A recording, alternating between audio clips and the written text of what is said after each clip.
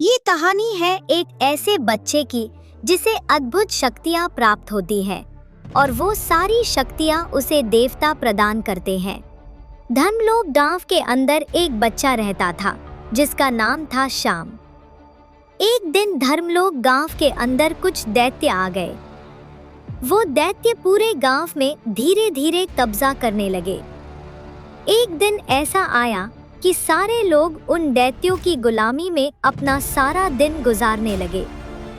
श्याम ये सब कुछ देख रहा था। श्याम के माता पिता और उसके आसपास वाले सारे लोग उन दैत्यों की गुलामी कर रहे थे।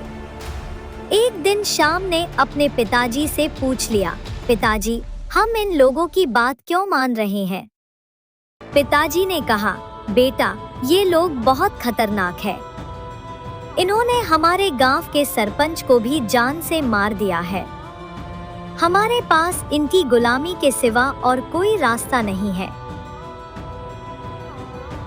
दिन बीतते गए और उन दैत्यों का जुल्म बढ़ता गया। सारे गांव वालों की जिंदगी गुलामी में कट रही थी। ये सब देखते हुए श्याम ने एक फैसला ले लिया। उसने ठान लिया कि मैं गांव वालों की परेशानी दूर करके रहूंगा। पर चुनौती ये थी कि बड़े बड़े दिग्गज भी उनकी ताकत के आगे कमजोर थे, तो वो छोटा सा श्याम क्या कर पाता। एक दिन श्याम अपने घर से दूर एक पेड़ के नीचे बैठा हुआ कुछ सोच रहा था। इतने में ही उसकी नजर एक ऐसे घर पर पड़ी जिसे आज से पहले किसी ने नहीं देखा था। श्याम थोड़ा अचंभित हुआ और उस घर की ओर गया।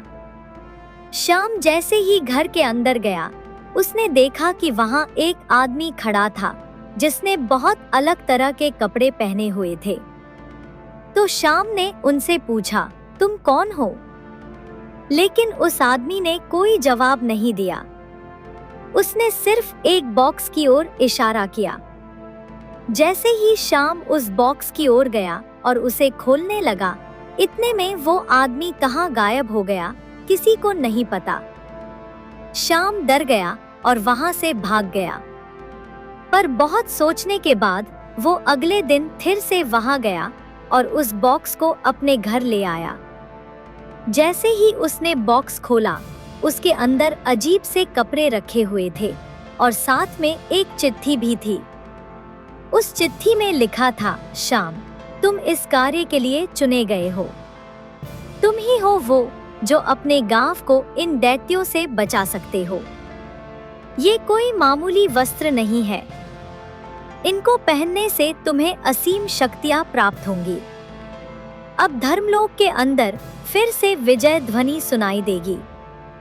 इसके बाद श्याम ने उन वस्त्रों को पहन लिया। जैसे ही उसने उन वस्त्रों को पहना, उसे ऐसा लगने लगा जैसे उसके अंदर बहुत सारी शक्तियां आ गई हों।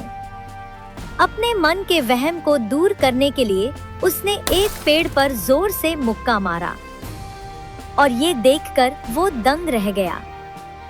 फिर वो बोला, अब बारी है उन दैत्यों की। श्याम ने अपनी शक्तियों से पूरे गांव में शांति वापस ला दी। गांव के सारे लोग उस गुलामी भरी जिंदगी से निकलकर अपनी खुशहाल जिंदगी में लौट आए और तभी से सब लोग श्याम को सुपर किड के नाम से जानने लगे।